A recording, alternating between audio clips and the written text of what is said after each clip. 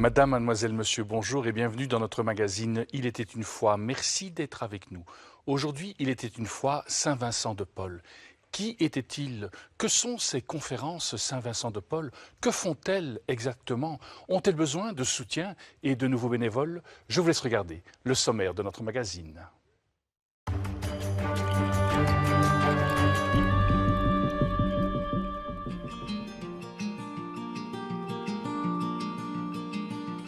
Deux reportages vont illustrer aujourd'hui le sujet de notre émission. Nous nous rendrons tout d'abord à Wans pour découvrir un centre qui offre quasi tous les services proposés par la Société Saint-Vincent de Paul. Avant de faire un petit tour à Lessines et d'y rencontrer les acteurs d'une antenne locale lors d'une distribution de colis alimentaires. Pour notre deuxième reportage, direction Villers-la-Ville, où l'équipe locale se mobilise pour venir en aide aux personnes isolées ou à mobilité réduite afin qu'elles puissent se rendre à leurs rendez-vous médicaux. Adrien Devrees, Nathalie Baillet, bonjour et merci d'avoir accepté notre invitation. Adrien Devrees, vous êtes le président de la Société Saint-Vincent de Paul ici en Belgique et vous, Nathalie Baillet, vous êtes bénévole dans une des conférences Saint-Vincent de Paul également ici en Belgique. Alors pour rentrer dans le vif du sujet, je vous propose de regarder ce premier reportage. Il est signé Corinne Owen et Jean-Louis Gios.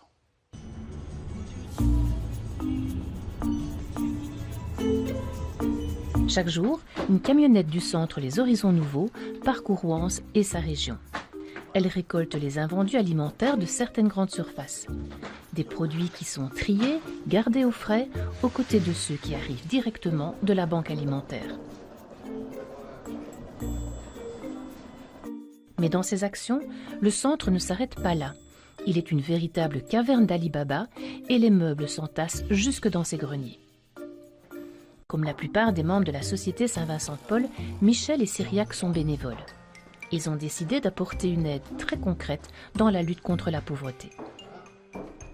Je travaille comme ouvrier, je travaille dans les bureaux, je travaille comme chauffeur, je fais de tout. Bénévole, en fait, c'est un sentiment, c'est vouloir faire du bien, c'est s'engager, sans vouloir être rémunéré, c'est volontaire. Il faut du rêve et de la volonté, et puis de l'appui des autres. Parce que quand on va voir les gens, quelquefois ils nous sourient, et puis voilà, ils disent voilà, continuez, tu vois les gens, ça change leur niveau, et puis voilà, tu rentres chez toi, tu es tranquille, tu as envie de te lever le matin.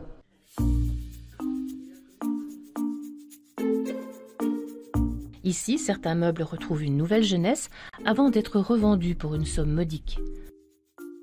D'autres vont décorer les 14 logements de transit ou d'attente qui se sont ouverts en réponse à des demandes toujours plus nombreuses d'hébergement.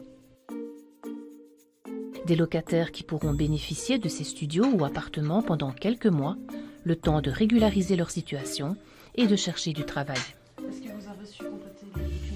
Une assistance administrative et juridique propose d'évaluer les besoins des différents demandeurs. Dans la Société Saint-Vincent de Paul, les maîtres mots sont toujours écoute et respect. Arlette est à la tête d'un vestiaire bien fourni, trié, étiqueté, les vêtements attendent sur les cintres ou dans les boîtes qui s'amoncellent dans le couloir. Ils vont rejoindre bientôt le magasin où ils seront vendus. Et pour le moment, il faut en profiter, c'est la période des soldes et des bonnes affaires. Les projets ne manquent pas. D'ici quelque temps, une bibliothèque devrait voir le jour. Nadia et Joseph ont encore des centaines d'ouvrages à répertorier et chaque semaine, de nouveaux arrivent. Un classement qui est un vrai défi.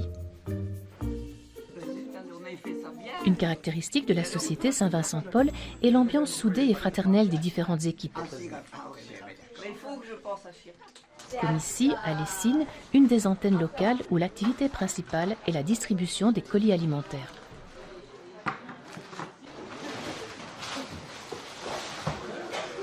Patricia, vous êtes responsable du café. C'est un poste important à Lessines. Oui, c'est bien sûr parce qu'on accueille tous les bénéficiaires. Ils arrivent, On leur sert un bon café, un bon morceau de gâteau.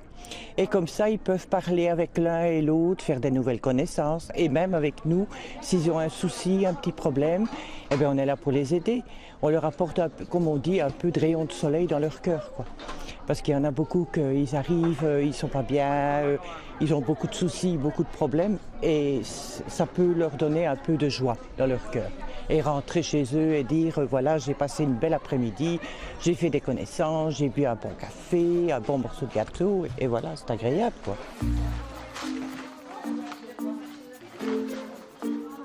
Chaque personne est un cas séparé. Il est bien certain que chacun a ses propres priorités, on va dire. Il y a des gens pour qui l'hébergement est un problème majeur, d'autres pour qui l'alimentation est un problème majeur, d'autres pour qui l'accompagnement social que nous assurons ici leur permet d'avoir en permanence quelqu'un à côté d'eux pour régler leurs problèmes.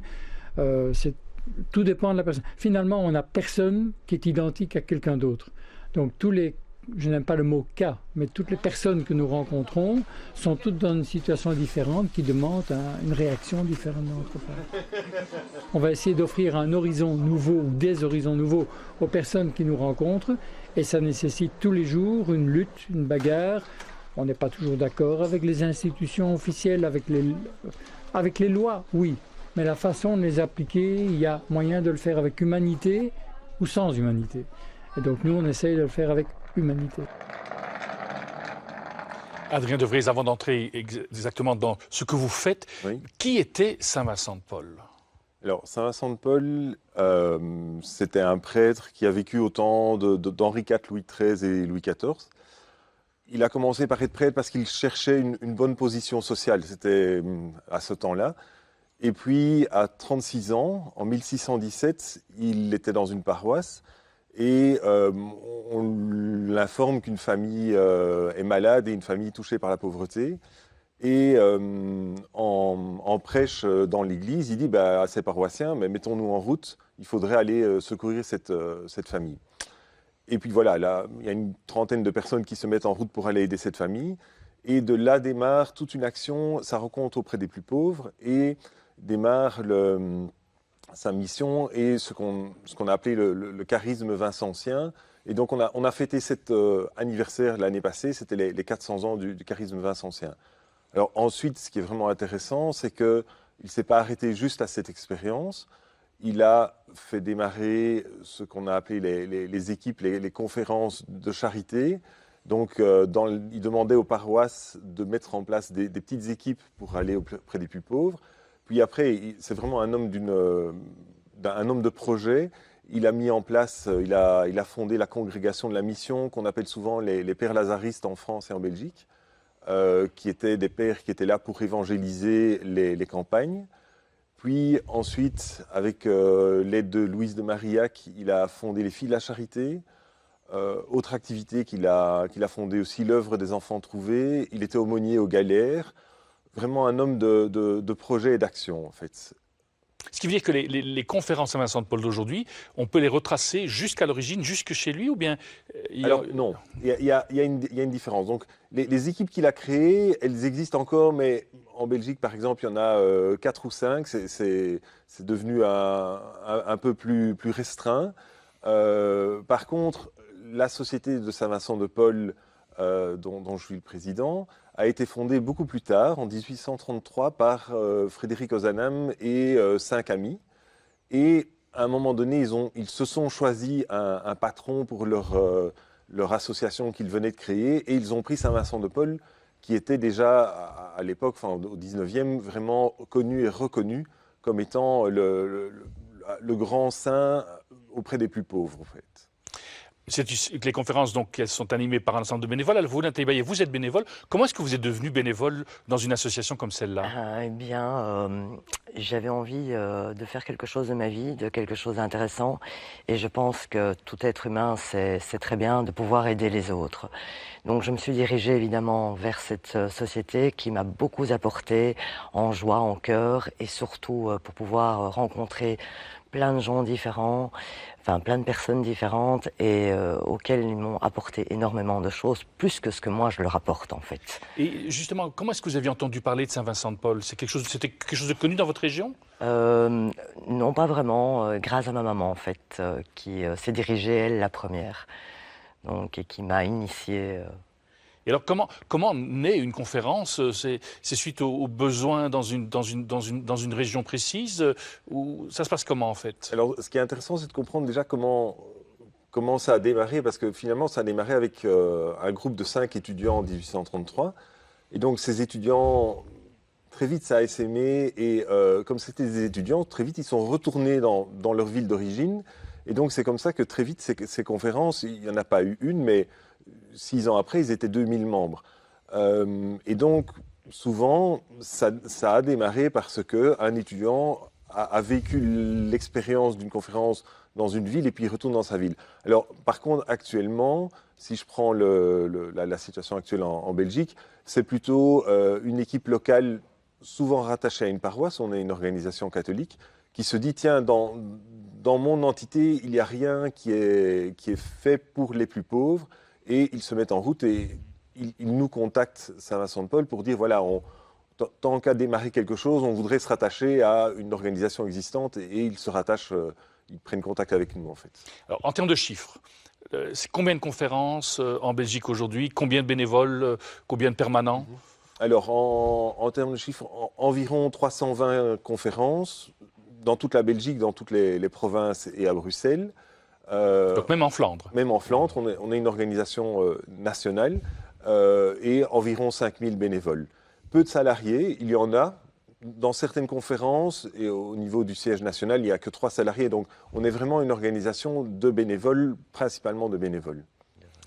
Vous qui êtes bénévole, quelle est votre tâche exactement, Nathalie Baillet? Alors moi, je suis polyvalente en fait. Je remplace en fait, je distribue les colis alimentaires et avec toute une équipe qu'on va dans le même sens, dans le même état d'esprit. Et puis aussi être à l'écoute, écouter les gens, pouvoir voir vraiment leurs besoins. Parce que c'est pas parce qu'ils viennent nous dire qu'ils ont besoin de ça qu'ils ont vraiment besoin de ça. Peut-être qu'ils ont besoin d'autres choses qui ne s'en rendent pas compte. Donc aussi, on fait des visites à domicile aussi, ce qui est très intéressant pour pouvoir parler en privé aux gens, parce que là où on les accueille pour le colis alimentaire, on ne sait pas toujours discuter avec eux en privé. Il y a parfois, ils n'ont pas envie d'exposer leurs problèmes devant tout le monde. Donc on peut aller les visiter chez eux, ce qui est très intéressant, et là on voit vraiment leurs besoins et où est-ce qu'ils en sont. Et on peut les aider, les diriger pour l'administration aussi, pour les logements, qu'on a aussi à Lessines dans le besoin. Ce qui veut dire quelque part que quand quelqu'un vient une première fois, passe la porte de la conférence Saint-Vincent-de-Paul parce qu'il a besoin d'un colis alimentaire par exemple, il y a tout un temps d'apprivoisement qui va se faire entre la personne et vous. Un temps peut-être pas, mais en tout cas oui, tout à fait. On l'accueille, en tout cas l'accueil est très important. C'est le plus important au départ, et puis être à l'écoute et pouvoir que la personne se sente bien et surtout pas diminuer à vouloir pousser notre porte, parce qu'il y en a beaucoup qui ne poussent pas la porte. Et justement, les personnes qui poussent la porte, est-ce qu'elles vous ouvrent facilement leur porte après quand vous allez chez elles, ou bien là c'est encore un autre pas? Ça dépend des familles. Parfois c'est un autre pas et parfois ça va tout seul. Tout dépend un petit peu d'une famille à l'autre. Quand on parle de Saint-Vincent-de-Paul, on pense souvent au colis alimentaire, mais quand on voit le reportage, on se rend bien compte que c'est bien plus que des colis alimentaires, Adrien de Vrees. Donc effectivement, on dit souvent que le colis alimentaire, pour nous, c'est une porte d'entrée pour avoir un contact et voir ce que nous pouvons faire de plus. Comme l'a dit Nathalie, le point vraiment important, c'est l'accompagnement, l'écoute. Ce n'est pas uniquement le colis. Et on se rend très bien compte que le colis, c'est réparateur, mais on ne s'attaque pas aux causes de la pauvreté. Et donc, il y a des conférences qui font bien d'autres choses que du colis alimentaire. Quelques exemples, des écoles de devoirs, des logements d'urgence, de transit, des vestiaires, un vestiaire social, donc des vêtements de seconde main ou des mobiliers de seconde main. Donc voilà. Ça, qu'ils doivent acheter ou bien qu'ils peuvent recevoir? Mais la plupart du temps, c'est acheter, mais à des prix vraiment très très modiques. On parle de 50 cents, 1 euro, enfin des prix très modiques. Mais très souvent, ce qui se passe, c'est que si on se rend compte qu'on est face à une famille qui est vraiment dans une grande précarité, dans ce cas-là, on pratique la gratuité. Mais voilà, ça dépend un peu de chaque conférence. Vous avez le sentiment que les gens qui vivent la situation de précarité très forte osent faire le pas de frapper chez vous, ou bien encore il y a une pudeur à reconnaître cette réalité, Nathalie, dans les contacts que vous avez? Il y a une pudeur, bien sûr, parce que les gens se sentent diminués s'ils poussent notre porte. Ils ne veulent pas que la société les regarde comme le pauvre, ou voilà. Donc forcément c'est un grand pas, et donc si eux arrivent à passer la porte, c'est à nous à refaire tout le travail après, quoi, de les accompagner dans tout ce dont ils ont besoin, quoi. Parce que ça c'est très important de pouvoir déjà passer la porte. Il y en a plein qui sont encore plus en précarité que ceux qui sont chez nous et qui ne passent pas. Mais c'est à nous à essayer de les déceler et essayer de les retrouver et pouvoir aller vers eux, quoi. Ça aussi, c'est un projet très important et qu'on a déjà commencé d'ailleurs. Et est-ce qu'il arrive parfois que des personnes qui ont été bénéficiaires, à un moment donné, se disent, voilà, moi j'ai pu bénéficier de votre générosité, ma situation va mieux, maintenant j'ai envie de donner moi aussi du temps à... Même ceux qui ne vont pas encore mieux. Nous recrutons même les bénéficiaires, même ceux qui ne vont pas bien du tout, justement pour leur donner un peu de joie, un peu de sourire, mais aussi être utile. Comme ça, ils se sentent utiles. Et alors, on leur donne des responsabilités et des petites choses à faire. Et pour eux, c'est retrouver une vie sociale, quoi. Recommencer par là, quoi, en fait. Et ne pas être exclu, quoi. Enfermé. Parce que quand on n'a pas l'argent, on reste enfermé entre ces 4 murs. Et là, c'est là que la déprime arrive et qu'on n'est plus du tout dans les termes de la vie sociale. Et ça, c'est très important pour nous de pouvoir les remonter. Il y a beaucoup de gens qu'on a recrutés, beaucoup de personnes qu'on a recrutées et qui après ont retrouvé du travail où on fait une formation, donc ils nous ont aidés pendant un certain temps, et puis voilà, ils prennent leur petit chemin, mais on est toujours là, hein. Ils peuvent toujours revenir quand ils veulent, nous dire bonjour, ou passer un moment avec nous, ou même si leur temps leur permet de nous aider encore. Je propose également peut-être un deuxième reportage pour voir également encore d'autres services que vous proposez. C'est toujours un reportage signé Corinne Owen et Jean-Louis Gios. Il est 15h et c'est à bonne allure qu'Edwige traverse la campagne brabançonne. Elle a rendez-vous avec Berthe. Bonjour, comment allez-vous? Ça va. Ça va? Allez, voilà. Ça fait 1 an que Berthe ne conduit plus. Et dans la région, les transports en commun ne sont pas nombreux. Au sein de la société Saint-Vincent-de-Paul de Villers-la-Ville, Edwige est l'un des 5 chauffeurs bénévoles. L'année dernière, ils ont effectué près de 300 covoiturages. Après un petit crochet par la poste du village, Edwige dépose Berthe chez la pédicure. Elle attendra patiemment la fin des soins avant de la ramener chez elle. Jean-Bernard est le coordinateur de la petite équipe.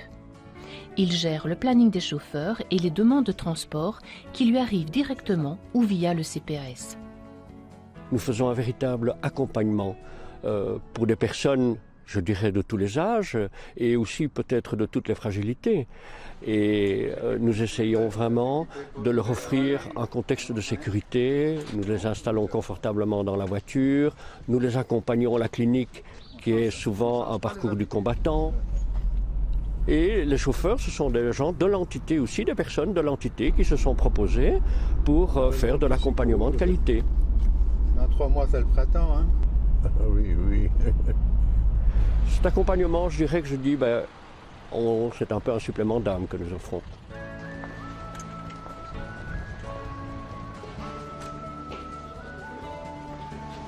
On ne fait pas uniquement amener les gens à la porte de la clinique, on les accompagne jusqu'à l'entrée des consultations. Évidemment, on ne va pas à la consultation, on les accompagne. Et c'est intéressant pour eux parce qu'ils se perdent souvent dans les numéros, les routes, etc. Et ils aiment bien en général qu'on vienne jusque dans la salle d'attente avec eux. C'est enrichissant parce qu'on accompagne vraiment, on est vraiment d'une utilité pour les personnes. Ce n'est pas vraiment le taxi, finalement, c'est le moins important, mais c'est l'accompagnement. Parfois le stress dans le voyage pour venir jusque la clinique, parce que bon, il y a la visite. Et puis le retour, c'est soit le pleur, soit les rires, parce que bon, suivant les résultats, donc parfois il faut consoler les gens qui sont en pleurs parce que les nouvelles ne sont pas bonnes. Et parfois, ils partagent leur joie parce qu'ils ne doivent plus revenir avant 3 mois. Donc c'est ça qui leur fait plaisir. On travaille dans l'esprit de Saint-Vincent-de-Paul. Et je trouve que c'est ça vraiment qui m'a séduit aussi dès le début, cet esprit où non seulement on essaie de rendre le plus possible de services agréables aux personnes, mais je sens aussi cette solidarité entre nous. C'est très important de travailler en équipe dans un esprit. C'est une spécificité des conférences Saint-Vincent-de-Paul de travailler toujours en équipe? Alors, c'est vraiment l'ADN de la Société Saint-Vincent-de-Paul. C'est comme ça que ça a commencé. C'était une équipe de 6 étudiants. Et dans notre règle, c'est la conférence, ça doit être un petit groupe d'amis, ou qui deviennent amis, dans lequel il y a un esprit de fraternité. Donc c'est vraiment important, cet aspect. On est content de venir à la conférence parce qu'on va aller à la rencontre des plus pauvres et les accompagner sur un bout de chemin, mais aussi parce qu'on retrouve un groupe avec lequel on se sent bien, en fait. Mais ici, dans le dernier reportage, on voit, bon, c'est peut-être une situation de précarité, mais aussi une situation de précarité de la vie, de l'âge aussi. Est-ce que ça fait partie également de vos missions pour vous? Oui, parce qu'il n'y a pas que la pauvreté matérielle. Et donc, effectivement, dans ce cas-là, c'est sans doute une pauvreté matérielle, mais surtout une pauvreté liée à un village qui est excentré, peu de moyens de communication. Et c'est un bon exemple, c'est une nouvelle conférence d'il y a 2-3 ans. Et ils se sont posé la question, OK, que fait-on, que pouvons-nous faire? Et c'est la mission qu'ils se sont trouvés et qui répond réellement à un besoin. Vous, en tant que bénévole, vous faites partie d'une équipe de combien de personnes dans votre conférence à vous? Dans notre conférence à Lessines, je pense qu'on doit être à peu près 50, à peu près, avec le comité compris, à peu près. Parce que vous avez évidemment, vous avez non seulement le café, vous avez les colis alimentaires, vous avez les logements, vous avez... Et le vestiaire aussi. Oui, le vestiaire. Ça, c'est quelque chose de typique chez vous, ou bien il y a plusieurs conférences qui ont également... Parce que du logement, c'est quand même pas rien. Le logement, c'est quand même moins courant, parce que effectivement, il faut d'abord voir les bâtiments, il y a les fonds, il faut savoir gérer. Donc, je dirais vraiment ce qu'on retrouve le plus, c'est quand même le colis alimentaire, le vestiaire, vêtements de seconde main. Ce qu'on retrouve aussi maintenant, ça commence à démarrer, c'est des potagers solidaires ou des jardins communautaires. Voilà, oui. Et quel est le profil du bénévole? Est-ce que ça va de tout âge, de toute culture? Oui. Moi, je pense que oui. Je pense que quand on est dans le même état d'esprit d'équipe pour aider les autres, peu importe notre éthique, il y a de tout âge, de toute religion, même aussi pour nous aider, quoi. Nous ne faisons aucune différence entre nous, quoi. C'est vraiment une famille, en fait. Le besoin d'aider l'autre, c'est ça, en fait, notre devise. Adrien De Vries, oui. Oui, je rajouterais quand même qu'en moyenne, quand même, on est, au niveau bénévole, c'est surtout des pensionnés, des retraités. Ça dépend des conférences. Donc, il y a des conférences où il y a des plus jeunes, mais quand même, la grande majorité, c'est des retraités. Donc, c'est clairement un des défis quand même pour les années à venir, c'est veiller au recrutement parce que le risque, c'est d'avoir des conférences dans lesquelles il y a une équipe de personnes de 70, 75 ans, 80 ans, et s'ils ne recrutent pas, dans 10 ans, on n'aura plus la vigueur pour faire tourner la conférence, en fait. Et il y a déjà des conférences qui disparaissent faute de bénévoles? Oui, il y a des conférences qui ont disparu, faute de bénévoles. Il y en a qui se sont regroupés pour une question d'efficacité. Il y avait 3-4 conférences sur une même commune et puis ils se sont regroupés pour rassembler les forces. Mais effectivement, il y a des conférences qui ont disparu. De mémoire, c'est une trentaine de conférences qui ont disparu ces 20 dernières années, oui. Et comment est-ce que vous êtes soutenu financièrement? Il y a quoi? Il y a des collectes dans les églises? Il y a des dons qui peuvent être faits? Ça se passe comment?